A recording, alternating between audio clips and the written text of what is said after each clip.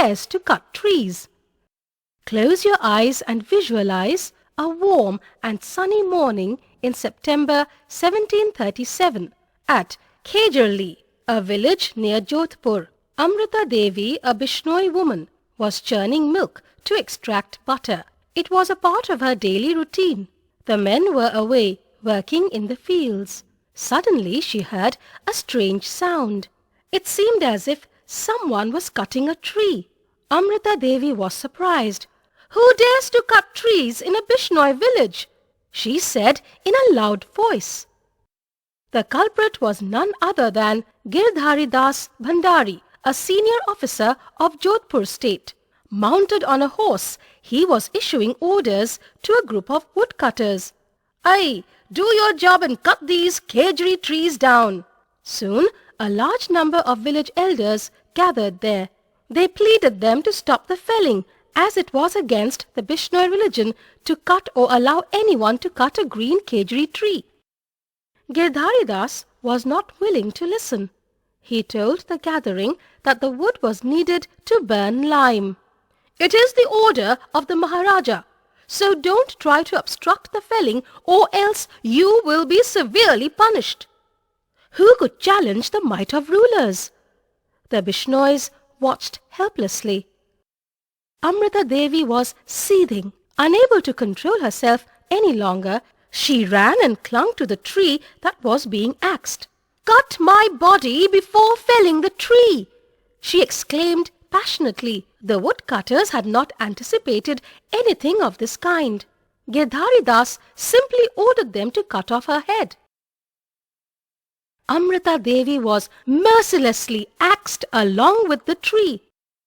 Their mother's bold sacrifice inspired her 3 young daughters, Ashi, Ratni and Bhagu. They clung to each tree and were also hacked ruthlessly. One after another, 363 Bishnois sacrificed their lives. For every hacked tree, a Bishnoi laid down his or her life. The disturbing news reached the ruler of Jodhpur state, and he immediately stopped the massacres. By now the entire Bishnoi community was up in arms and told him that since they were not allowed to pursue their faith and religion, they would rather leave the state. The Maharaja was quick to realize the seriousness of the situation.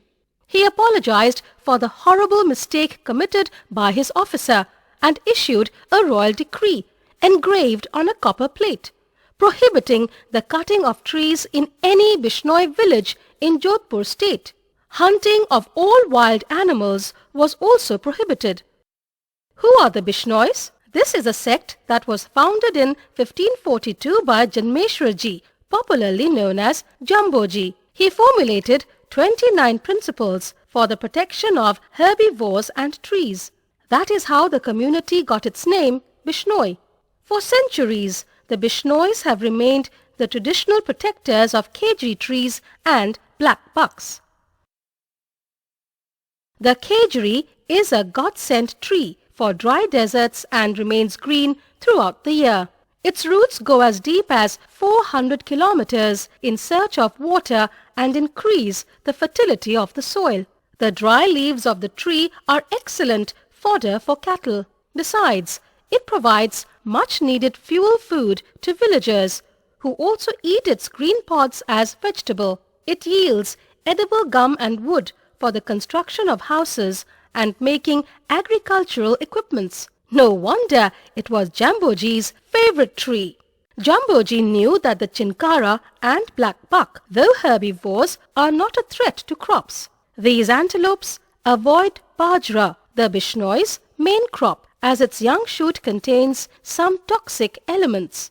Also, bajra attains a height of 3 feet, which obstructs the animal's visibility. They prefer to keep away from it and stay in areas where an approaching predator can be spotted easily. It is indeed amazing how Jamboji, without any formal education or scientific training, understood the importance of preserving the biodiversity.